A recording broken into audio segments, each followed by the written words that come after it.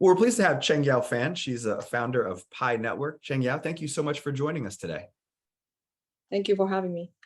I want to begin and just ask you, what is it about Pi Network, if you had to explain it to a novice, that makes it so unique and advantageous for crypto investors? Oh, first of all, our target audience is not necessarily investors. Pi is a utility token. We're targeting actually everyday people. Actually, one of the mission of Pi is making cryptocurrency and blockchain technology as accessible as possible.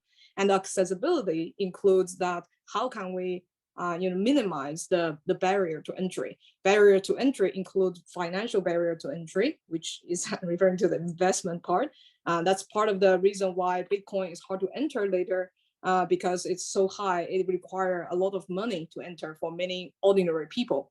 Another aspect of barrier is technical barrier. That's why we make it easy to mine, and we make it most accessible in current day through a phone.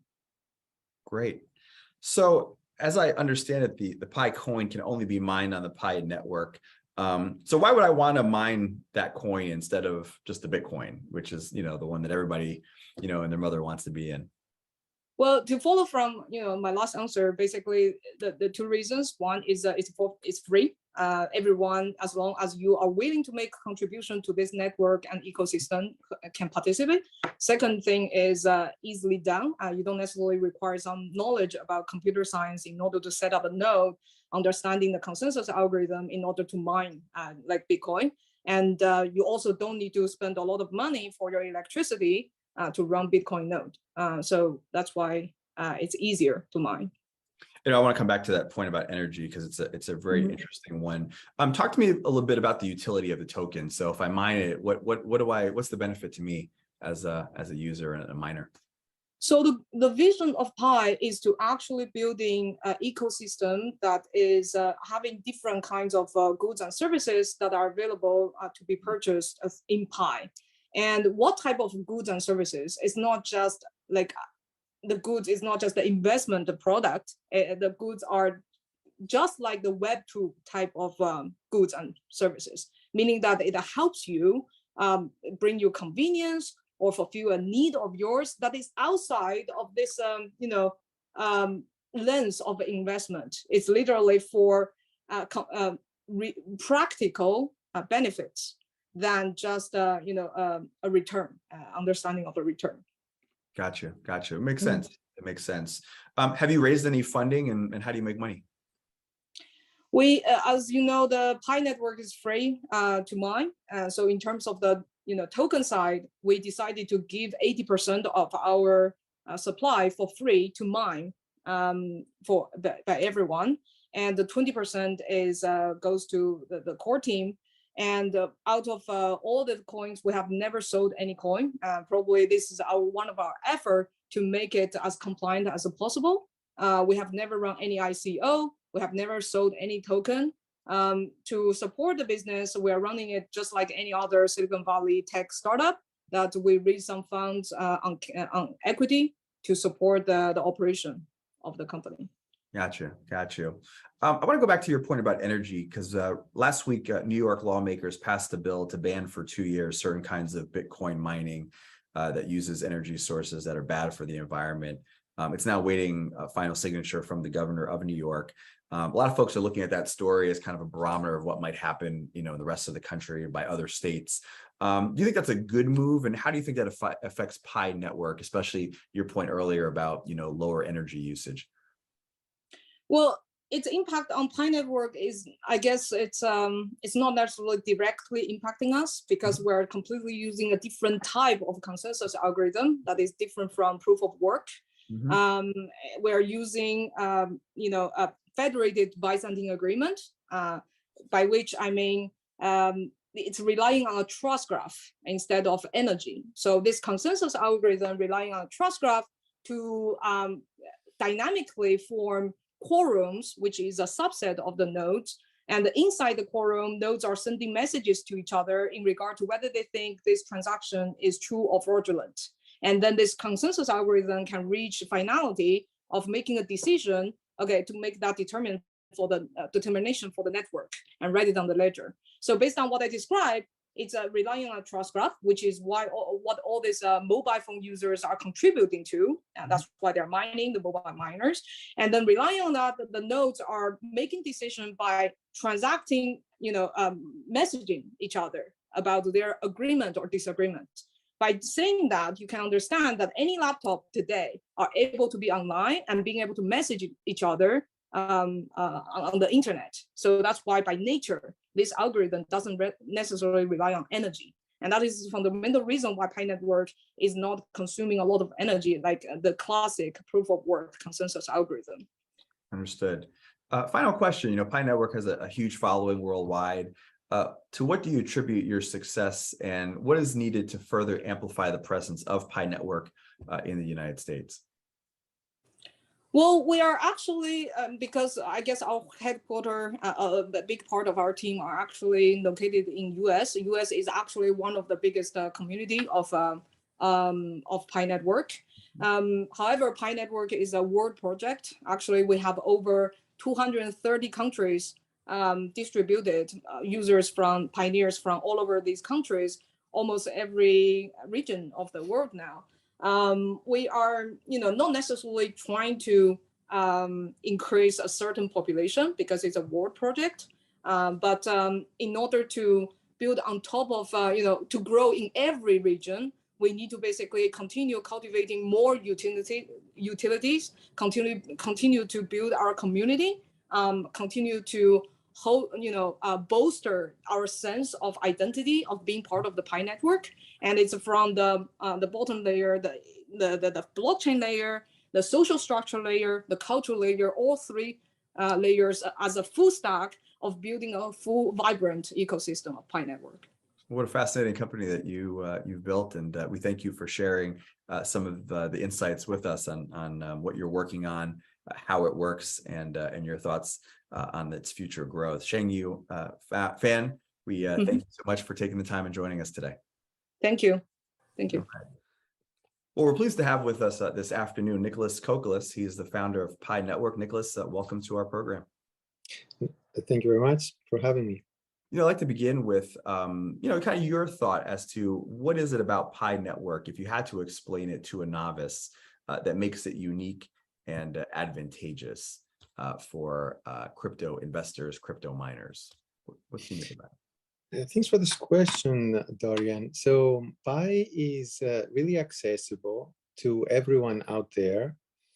People can mine it by themselves using their mobile phones. So as long as you have a mobile device, you can participate.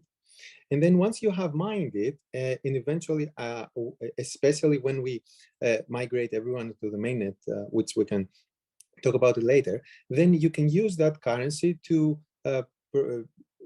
perform various activities on the network, which we call utilities. So Pi applications and other things. And the beauty of this is that even people who wouldn't be able to participate in this process, imagine someone in a country that they wouldn't have a bank account, or they wouldn't be able to, how do you acquire a Bitcoin, for example, if you don't have a bank account, or if you have no way to enter? So anyone can actually enter. And then once they enter, they are able to participate in those activities. They are able to pay Pi to ask another pioneer for some type of labor, for example. You can buy goods and services, or you can even get paid for services that you provide for others. Great. That's great. And that's nice insight that you gave us there on how it works. So what does it mean for the future of mining and crypto mining to have the ability to do this right in the palm of your hands? We think about, the stories that are out there in these data centers that are just using so much electricity and energy, and, it's so heavy. But you guys have really revolutionized, how people can mine. What does that mean now for the future of mining? Yeah, I think this is the way to go, because if you think about it, Bitcoin proved to the world that it is possible to have digital currency, and it works. So the first time that it was implemented, it had to be with the way it was to be succeeded. So to succeed, it needed to have servers, it needed to be what it is. No matter how we started, now the world operates mobile. We are living in 2000, it's not 2009 anymore, it's 2022, and we're going to the future. So more and more people have exclusively mobile phones and they don't have computers, or they're using their iPads and their mobile devices rather than. So if you were by saying that you have to exclude all those people from the process, then you're already making something very restrictive. So I think that it is the future, and I believe that even all blockchains are thinking towards that direction. Great, great. Have you raised funding, and how do you guys make money? Yeah, one important thing to know about Pi is that we avoided from the very beginning, and the easy way of making money by selling the coin through those ICOs that happened in the crypto space. So Pi has never raised has never sold any coins for many years now. We've been operating for 3.5 years. And this is an important aspect. We actually feel this is more natural, because usually for companies, they may be operating and creating utility and creating their business for several years before they can go on an IPO, and then all of a sudden having this unnatural early influx of cash can create unnatural results as well, with what we have seen in happening with other news lately that have been communicated. And in terms of Pi, we bootstrapped as much as we could, and eventually raised some money as part of a traditional Silicon Valley startup from private investors. Got you. So where do you want to take the company? What's ahead on the road of development, and what users can see in terms of the experience, in the next year to 18 months, let's say? Well, the goal is to have a very useful, widely accessible cryptocurrency that can allow a lot of people to be able to take advantage of the new utilities of blockchain. And by that, I mean, there is a lot of innovation that happens with smart money. So once money can have, some people call it smart contracts. There's multiple ways to think about it, but it's the first time in the world where you can have things like micro escrows or micro payments or other things that essentially creating a new era of possibilities in the world. So Pi is combining those facilities along with a large network of people participating to create something useful for the world. Specifically, that's for the longer term, as you said, a year and a half and beyond. In the meantime, from now until then, what's important is that we are currently in the process of completing KYC for the members of the network. So Pi is going to have millions of people who are crypto ready and KYC, then real people, real accounts on it. So we are currently in the process of doing this, and the goal is that once we have a large number of people who have initially KYC'd, to migrate their balances into their mainnet so that they can start exploring and using the currency. Got you. Final question. We've just seen really an implosion in the cryptocurrency market, as we've seen in the regular, equity markets. Are you concerned about what you're seeing just broadly in the crypto space? And actually, is it good? Is it clearing out kind of the bad apples in the industry that and then allowing it to kind of move forward in a better place? What are your thoughts on that? Yeah, well, it's usually an unpleasant thing to hear that any market may be going up and down. At the same time, it is a natural cycle that it happens all the time, and we have seen it in crypto multiple times as well, that there is a cycle. I also agree with the second part of your question that you mentioned that this helps possibly clear out some activities that are maybe happening with the wrong incentives. So things that are more less of pointing towards something useful, but more leading the world towards, let's say, games, financial games that they can trick people. That clears out the landscape. But overall, for Pi, as I mentioned earlier, we never raised, we never sold Pi to any person. So there's no one who can be sad that the down cycle is here right now, because no one bought it at a higher price and now it's a lower price because no one could buy it to begin with. So essentially, to the Pi network, the way that the currency is used hasn't really been affected by the external market at all. Because I can give you an example. Right now, people are spending 1 Pi to request to be KYC'd by the network. This 1 Pi, and everybody is paying 1 Pi. This 1 Pi is pooled and then distributed to some human validators, other people in the network who are helping complete the validation. So there's a pool of Pi that is then being paid out to the validators. So within the Pi network, before the crash, people were paying 1 Pi.